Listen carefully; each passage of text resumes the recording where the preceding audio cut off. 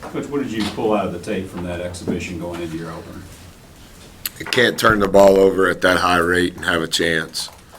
They shot 17 more shots than we did. We had 23 turnovers. Bad math. Can't turn it over that much and can't give up that many offensive rebounds while turning it over that much. Did you pull some positives out of it? There was some strings of good things. The thing that we're struggling with is putting 5 guys out there that can do what we're asking them to do all the time. And it's not belligerent. 3 of them will do it one possession, and then a different 3 will do it the next possession. And we've got to be able to get to the point where we can get 5 guys doing it all at once. Is that just a young team learning a new system, or is that just the growing pains in the first year? Probably both. Probably both. How much was your starting lineup for the exhibition game indicative of your thoughts on who will start? I know you got like Mark French in there, you got a freshman in there. What kind of went into your philosophy of making that starting lineup for the exhibition game, and how much is that telling?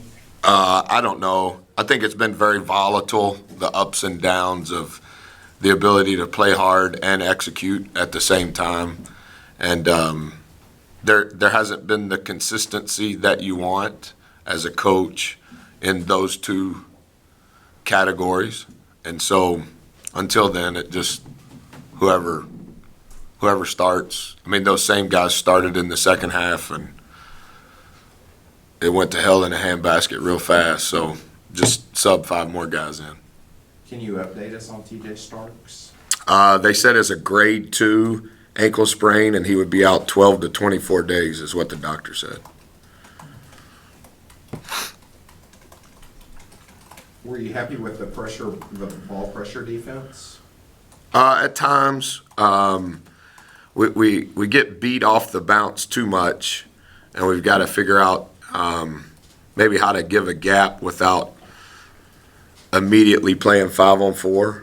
And sometimes it's the guy guarding the ball, and then sometimes it's the guys that need to be in the gaps immediately next to the ball not being there. And so it's kind of a combination. Sometimes the guy guarding the ball was doing good, and then sometimes the 2 guys in the gaps were not there, and then other times it was the exact opposite. Coach, you feel like that, do you have a sense that your guys have grasped what you expect them, or what you're demanding? Yeah, I think they've done a really good job with being aware of what we're asking them to do. They catch themselves now because of their understanding of it. I think that they're aware is good. Like I told them after the game, that's good that you know. There's a commercial that says knowing is half the battle. Now we got to figure out the other half.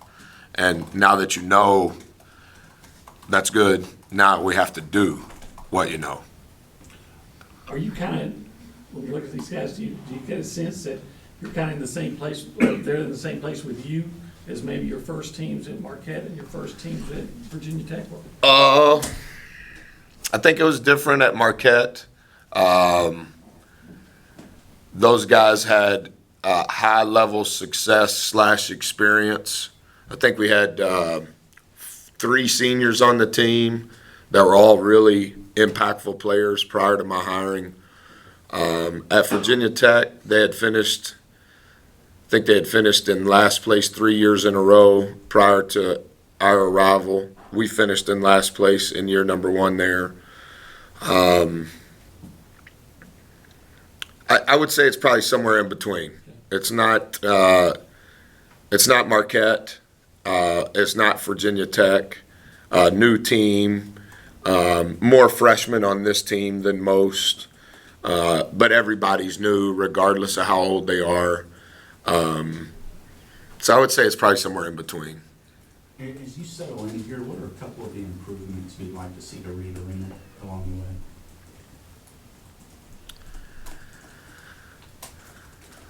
How's the food for the media? It's all over the map. It's free. It's free. Yeah, a couple of people have asked me, and I'm not dodging the question. I mean this with sincerity. of all of the things that we've had to try to put a dent in, if that's the right term, I understand Reed's a part of it. It just hasn't been the priority. I would say that there are some good things about it, but there's for sure ways that it could be improved. And I know those decisions will come from people above me, as they should, and the people that have to generate the money, as it should. What I remember about Reed from my time here as an assistant, this was the media room when I was here as an assistant, wasn't it? I would like to get it where our team doesn't walk through the media room on the way to and from the court. Maybe that would be one thing.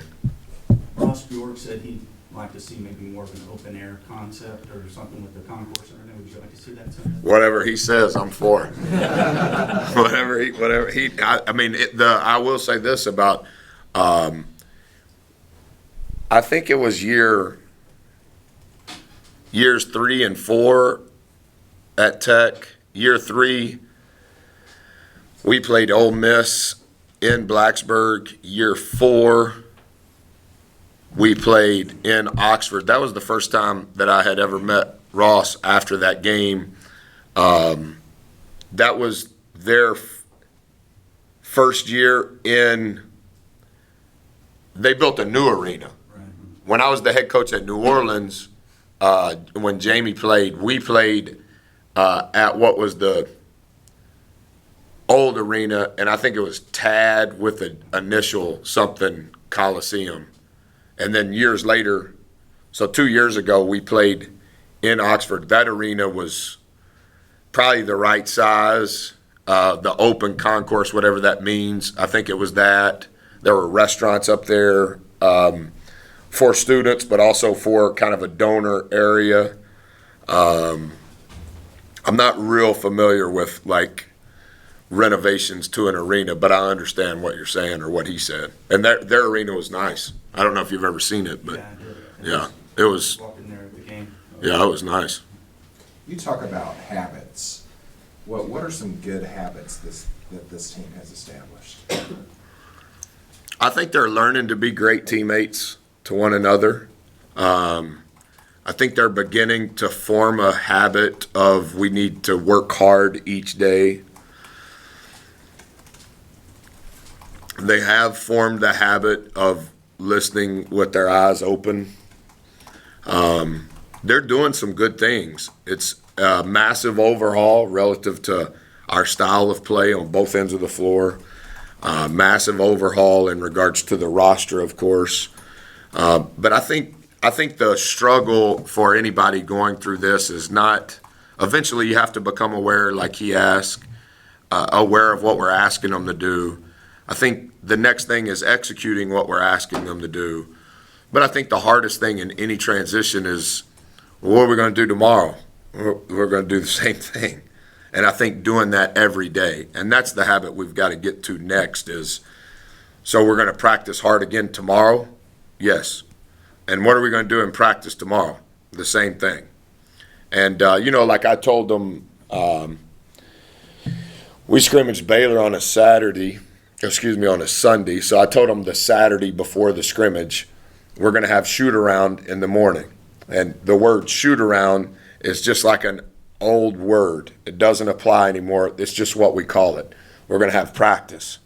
And we're going to try to have at least 31 practices the day of the game so that we can incrementally improve and not give away that hour of, quote, shoot around to not getting better.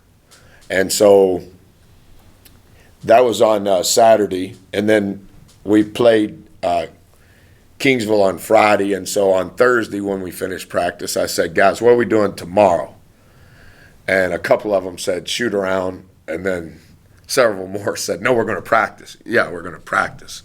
And so we've just got to get to the point. The intent of their heart has been great. They're really good kids. They want to do right. It's just doing it right every day and having the execution level required to have some level of success at this level is hard. It seems like since you got here, time has just flown by to the start of the basketball season. Yeah. How ready do you feel like y'all are for this opening game to come up on? Y'all are, or I am? You are. Y'all? You and the team. Yeah, I don't know. I was thinking about that today. I think it's I wrote it down in my journal. 200 and I think when we play on Wednesday, it'll be 216 days since I took the job, and the only day I remember taking off was my anniversary. Corey and I went to Bailey, set up a place we stayed the day at the George, went to Orange Theory that morning, went and got a massage that afternoon, went to the movie that afternoon, ate at whatever the steakhouse is right there by the George, just spent the day right there. That's the only day I remember being off. And I think we've been accountable for our time. Doesn't mean that, like he was asking about Reed, it doesn't mean that Reed Arena is not important. It just seems like there's always been more of a priority in all of those passing days. And not to continue to talk about Virginia Tech, but it seems like it was just a couple of days ago that we got beat by Duke to go to the Elite Eight. And it's just so much emotion, so much change. It's not the physical part. Our guys aren't struggling with the physical part. They did initially. They've gotten physically where they need to be. It's the mental and the emotional. Go again, go again, go again. And there's some of that happens to me too. Just being vulnerable and being truthful. We can't give away today. We can't give away tomorrow. We can't give away shoot around on Wednesday afternoon. And we have to be distinctly better on Wednesday than we were on Friday. And in some ways, we were better against Baylor than we were against Kingsville. Well, if we were a stock you wanted to invest in, that's not the direction you want to go, right? You don't want to have a scrimmage against a top 20 team and do more good things than you did against a Division II team when the lights were on. Well, did we struggle because the lights were on? Did we struggle because there were people in the seats? Is that a part of it? Well, we can't mimic that every day. And so, yeah, a lot of stuff in the last 214 days for sure. Are you pretty pleased with the young bigs, Miller and Aku, and I think Yeezy goal taking as well? Yeah, Aku is tough as you can find. Yeah. A lot of coaching coming at him that he had never heard of, but wants to do right. Is a great listener. But it's like, remember this and this and this and this, and he can, but then having to do it full speed. Was easily the best big I have ever coached as a freshman in individual workouts and boot camp. Not close. And he wasn't here in the summer and a part of Costa Rica. Very encouraged by him. E-Man had he was the most improved player in the month of October. He was the one guy that I knew was going to start because he had a crescendo to his habits in the month of October. In the film room, on the floor, doing extra, he really made ground. Yeezy has a long way to go as a player, but as of today, as a player, what he does best is he can absorb information and then do his best to replicate it on the floor. So in different dimensions, in different ways, all of them we're going to have to depend on to some degree. Yeezy was the worst freshman in individual workouts in boot camp. Not close. Aku was the best. Our team depended upon Aku, and our team got nothing from Yeezy. And E-Man was kind of somewhere in between. Yeezy completely understands what we're trying to do defensively, which is brand new to everybody, but he can execute it fairly well. I think E-Man has a chance to become an elite level defender. He's starting to pick it up. He needs to improve his catch-shoot game, but he's getting much better at straight line drives. And I think an Achilles heel of our team will be rebounding, and I think he's possibly one guy that can get a ball that doesn't just come straight to him. I think he can get a traffic rebound. And we're going to need somebody besides just him. We need to find a couple more guys that can get a rebound out of their area. So Can Debo do that if he's healthy? I have never coached Nebo, so I don't know. I would think so. Athletically, for sure, he can. Before he got hurt, I mean, his athleticism we for sure need. His strength or appearance of strength we need. And that he's played or been in college for 4 years, we need that too. So hopefully he's closer to returning than ever before. I'm very overprotective when guys get hurt, so I would say he probably could have been, quote, released before now. But he will help Aku. He will help E-Man. He'll help Yeezy. Just to have another body out there in practice would help. What's going to be key against Northwestern State on Wednesday to get the victory? We cannot turn the ball over 23 times. It would be healthy to have more assists than turnovers. We need to make more free throws than they shoot. Against Kingsville shot 38 out of 68 balls were from three. Our defense is designed to do that. We just can't give up, of their misses, we can't give up 12 offensive rebounds. Coach's old hat, I wonder if, excuse me, you know, you're a veteran coach, you've had a lot of success. Is this old hat, do you start the season, or do you still get any butterflies or anything like that coming into a new deal? Yeah.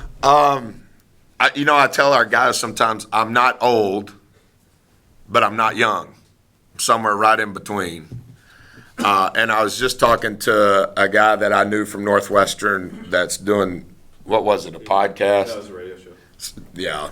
There's 5 people listening to it, but I was doing it to be kind to Coach Mack. This is the fourth first game, and I'm undeserving of any of those. But I for sure get wound up and more anxious, sometimes on the right things, but I'm aware sometimes it's on the wrong things. But grateful, incredibly grateful, bigger than any dream that I ever had. Been thousands and hundreds of thousands of people that have helped me along the way when there was nothing I could do to help them. And so I think as I've gotten older, instead of maybe thinking it's about me or my career, I've tried to figure out ways to help others and help their career the way people have helped me. Because without that help, I'm for sure not here because of my talent. So I get excited, I get anxious, but probably in a different way than I once did.